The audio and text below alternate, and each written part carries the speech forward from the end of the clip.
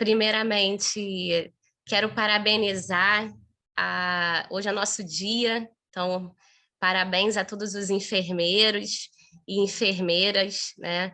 Toda a equipe de enfermagem que sustenta o hospital, não somente o hospital, mas em tantos aí serviços de saúde que precisam da gente.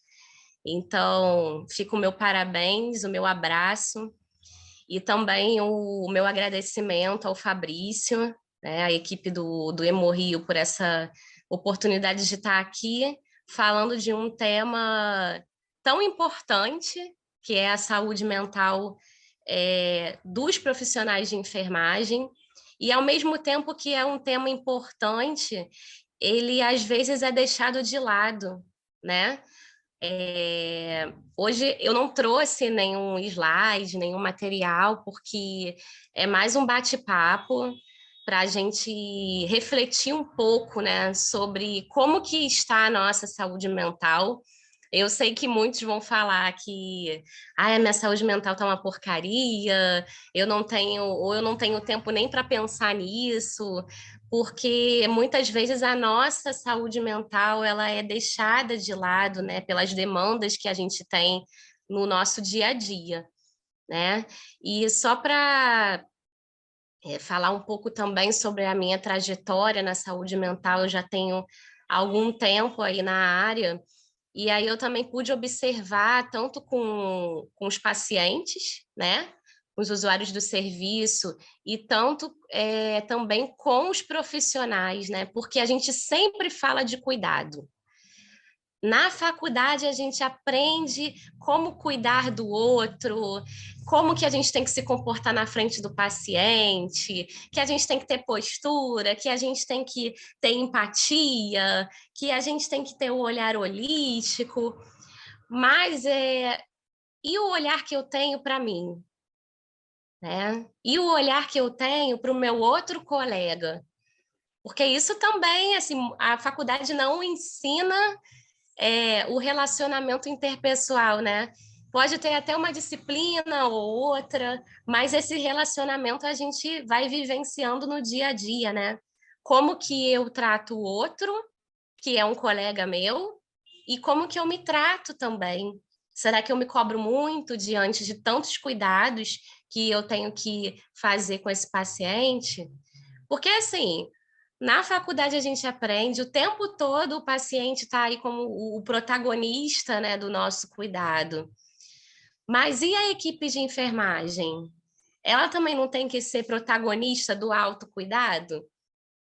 Fica aí uma reflexão para a gente, né? Se vocês quiserem falar um pouco também no chat sobre alguma vivência que vocês tiveram em relação à saúde mental, porque a gente pensa de saúde mental, a gente pensa logo naquele usuário que é o maluco, né? Aquele que está em surto, aquele que é o psicótico.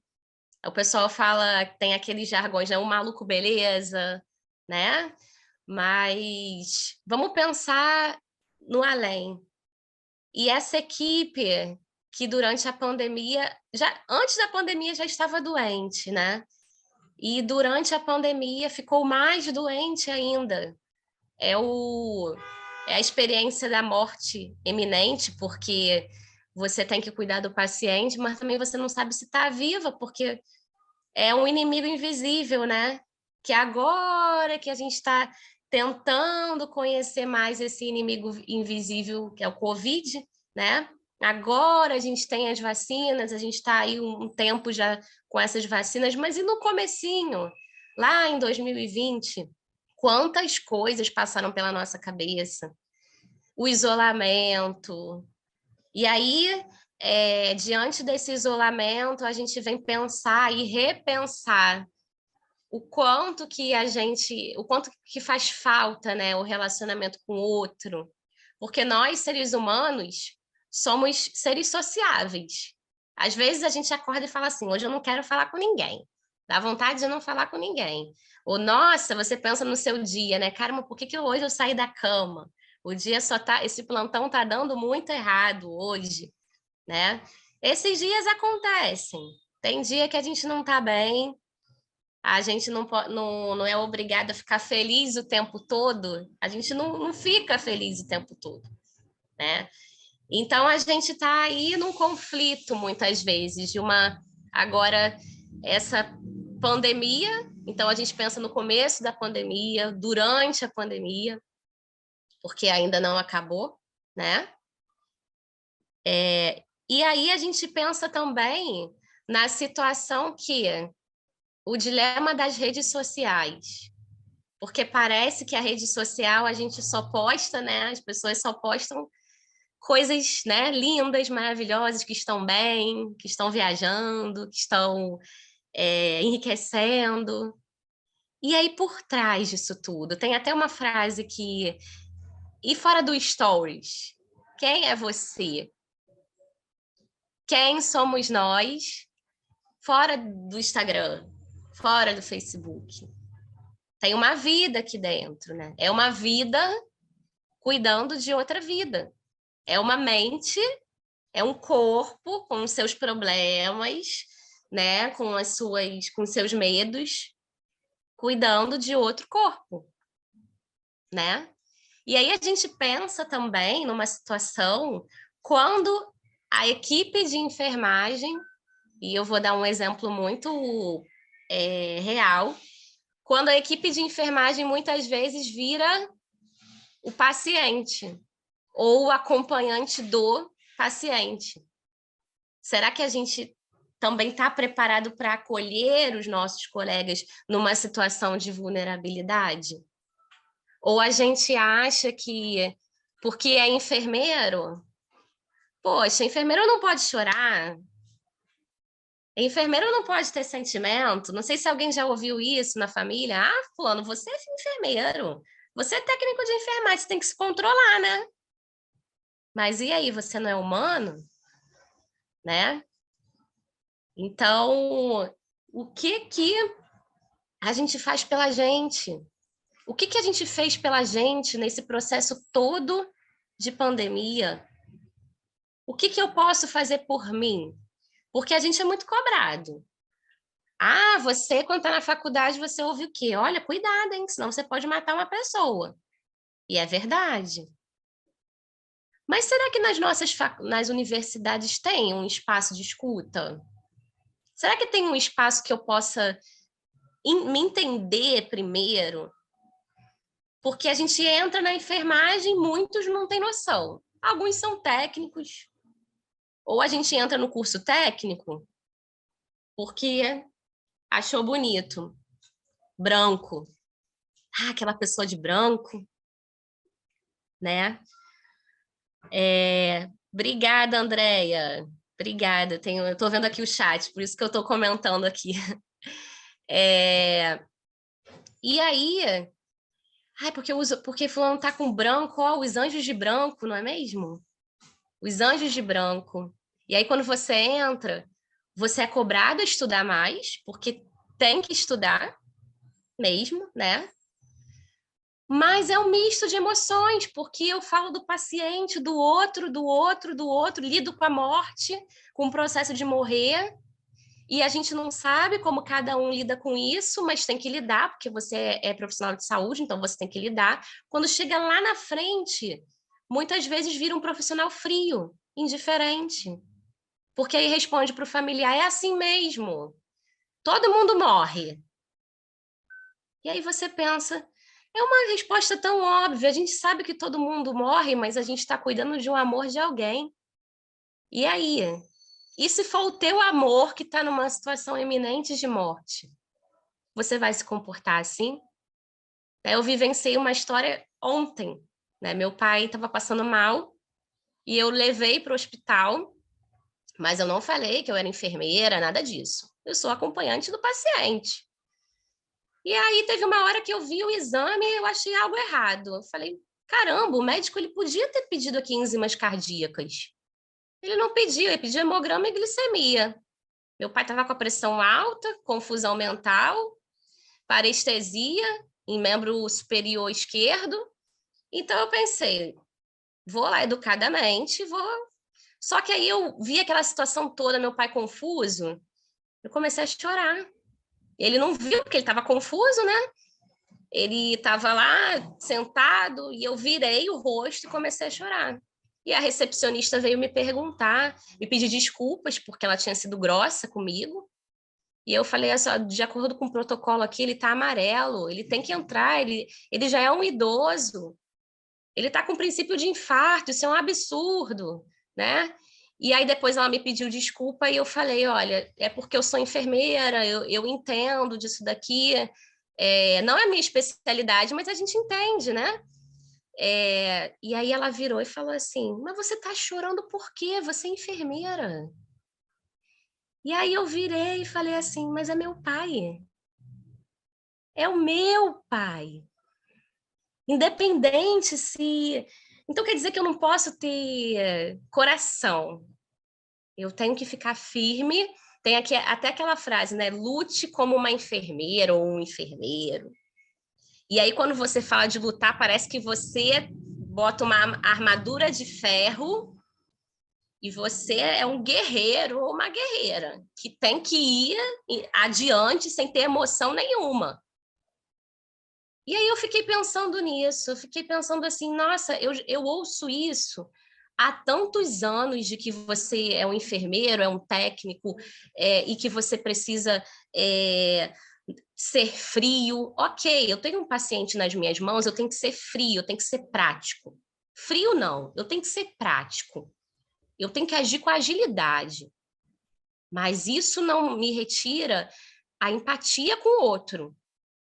Quando o paciente está infartando, ou quando o paciente entra um baleado, qualquer tipo de emergência, eu tenho que ser ágil, mas eu não posso ser fria.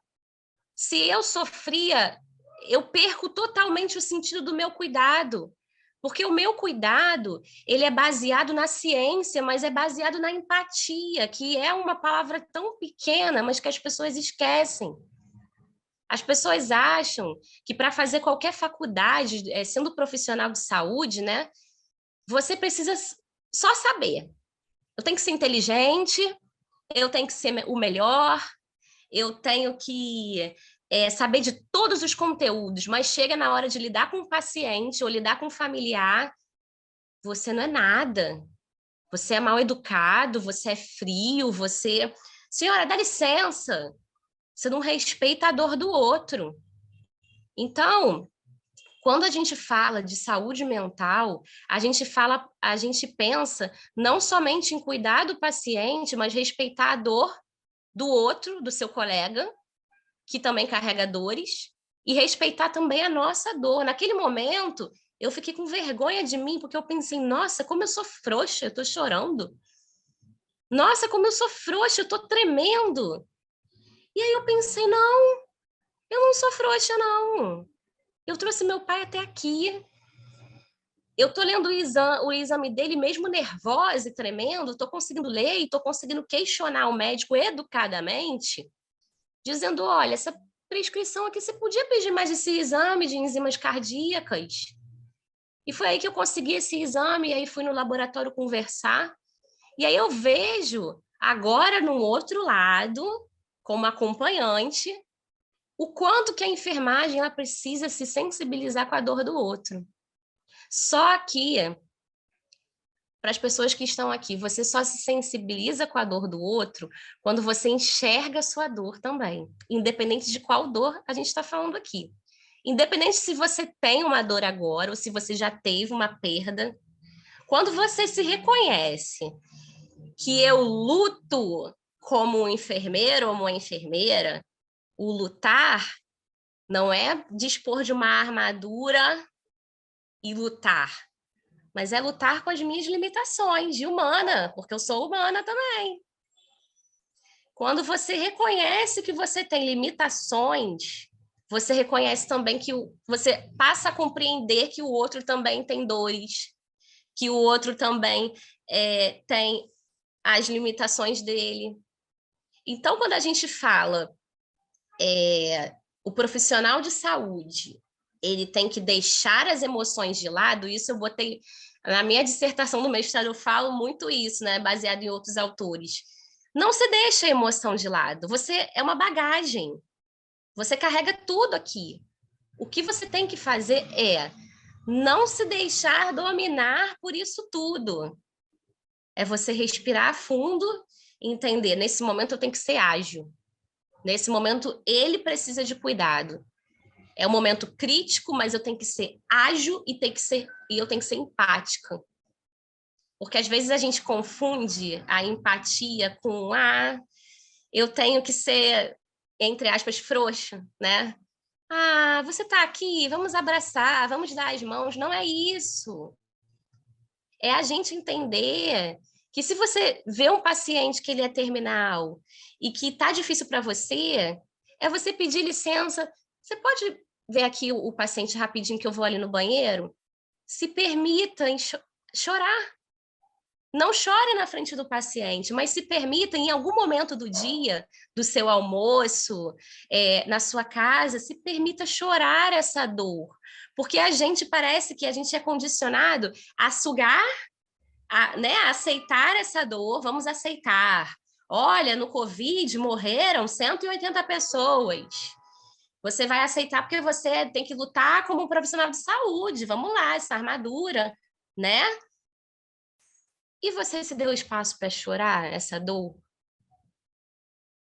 Porque eu tenho certeza que todos esses pacientes que passaram pela as nossas vidas, né, os que morreram, os que ficaram, a gente sente um pouco. Só que uns sentem mais e outros menos, mas não significa que não sintam. E aí o que que a gente faz? A gente engole. A gente engole essa dor e essa dor vem de uma outra forma. Ela vem com uma esofagite, ela vem com uma úlcera, ela vem com uma gastrite, ela vem com uma taquicardia. Essas são as doenças psicossomáticas. Essas doenças, quando a gente fala assim, a pessoa está com crise de ansiedade, não é do nada. Do nada eu acordei com um ataque cardíaco, ou tremendo, ou um pico de pressão. Não. Você não soube se olhar, mas teve algum estopim. Alguma notícia na televisão, algum colega seu que falou alguma coisa para você, algum paciente que te mobilizou. E isso não é feio você falar. Não é feio você dizer que você sente. Não é feio quando você fala para o familiar meus sentimentos, e aí você fala, dá licença rapidinho que eu vou ali, e vai lá no banheiro, lavar seu rosto, respirar fundo. A gente precisa disso. A gente precisa se olhar com menos punição. A gente estava falando aí, acho que foi a palestra anterior, né, sobre os erros que a equipe de enfermagem, né, os erros com o paciente. E aí a gente pensa, até quando a gente está com a saúde mental abalada, a gente erra mais. Por quê? Nossa mente não está boa. Só que a gente é acostumado o quê? A entender do corpo. A pressão alta e ó, hipertenso. Vamos fazer um mapa da pressão. Tem que fazer, com certeza a gente tem que fazer. A gente tem que fazer check-up todo ano, a gente tem que se alimentar melhor, a gente tem que beber bastante água, isso tudo a gente já sabe. Mas o que a gente precisa a cada dia colocar na nossa cabeça é que a gente tem que se cuidar mentalmente também. Por quê? Porque a saúde mental ou a doença mental é algo que a gente não vê, só vê quando explode. O processo, a não ser que seja uma pessoa que busca esse autoconhecimento, mas quando a gente está ali no trabalho e troca de plantão e vai para outro, a gente, eu estou sentindo uma taquicardia, deve ser, sei lá, que eu estou nervosa, mas por que você está nervosa? Não sei. E a vida segue, e a vida segue. Aí quando chega um estopim, uma situação que dá um gatilho, né? Vou falar de gatilho, porque gatilho agora está na moda, todo mundo fala que é gatilho. Mas quando há aquele estopim, aí para no hospital com pico de pressão, Aí o que a maioria das pessoas fazem, dos médicos fazem? Dão um remédio para emergência, né, na emergência, e encaminha para onde? Para o cardiologista. Será que algum deles pergunta: você se aborreceu hoje? Você, nas últimas semanas, tem tido fortes emoções? O que mudou na sua vida? Não.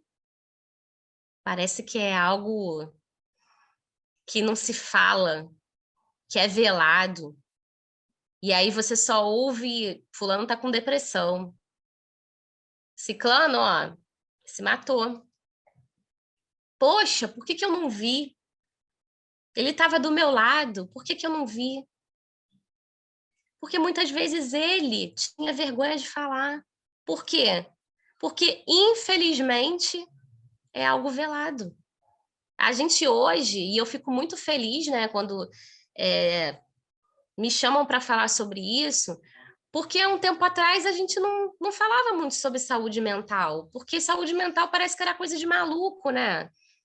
Esquizofrênico, bipolar. Não, todo mundo tem aquele dia que não tá bem. Tem até aquela uma frase que gostam de botar no Instagram: e tá tudo bem. Não, não é que tá tudo bem, não. É sobre isso, tá tudo bem? Não, não tá tudo bem. Não tá tudo bem quando você não está bem. Só que há dias que a gente tem que admitir: não estou bem. Eu dou aula para curso técnico, né? E ontem uma aluna disse assim para mim, no meio do estágio, na vacinação, a vacinação bombando, ela falou para mim assim: professora, eu não estou bem. Não falem comigo porque eu não estou bem. E aí eu falei assim para ela: mas as pessoas são culpadas porque você não está bem? Você acha que eu tô aqui, que sempre eu tô bem? Só porque eu tô sorrindo, só porque eu tô te tratando bem? Não. Eu tô te tratando bem porque você não é culpada das minhas questões.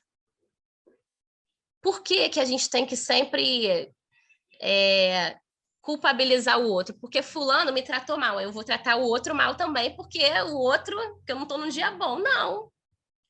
Eu tenho que, aos poucos, olhar para mim, mesmo que seja difícil, né? Mesmo que seja difícil, eu tenho que me cuidar. E quando eu falo de se cuidar, eu não tenho tempo de ir num terapeuta, não tenho condição financeira, mas a gente pode fazer outras coisas, outras situações, né? A gente pode fazer isso na nossa casa, respirar fundo, ouvir uma música leve, suave. A gente acha que para cuidar às vezes a gente acha que para cuidar da saúde mental a gente precisa de muita coisa.